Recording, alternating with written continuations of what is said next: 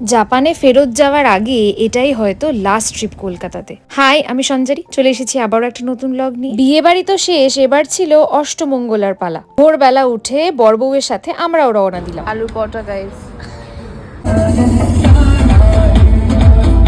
গন্তব্যর থেকেও এই জার্নিটাই তো বেশি মজাদার। হাত চলবে গাইস।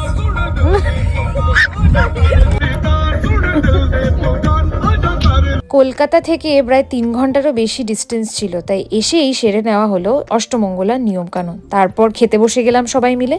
পেট পুজো করে নিয়ে চলে গেছিলাম ওদের বাড়ির ছাদে। চারপাশটা গাছপালায় ঘেরা, পুকুর আর ততটাই শান্ত নিলিবিলি জায়গা। আমরা যারা শহরে থাকি তারা এরকম পরিবেশ খুব মিস করি। জায়গাটার নাম হলো যুগীশোল। খেদে উঠেই আমরা একটু গ্রামটা ঘুরে দেখতে বেরোলাম। একটা মন্দির দর্শন করে সন্ধে গড়াতেই বাড়ির দিকে ফেরত, কিন্তু ফুচকাটা মিস হবে না। এতটা জার্নির পর সেদিনকে রেস্ট নিয়ে পরের দিন সকালে রেডি হয়ে বেরিয়ে পড়লাম চারপাশটা ঘুরে নেওয়ার জন্য। আর এই ছোট্ট মেয়েটা দেখুন কি বললো।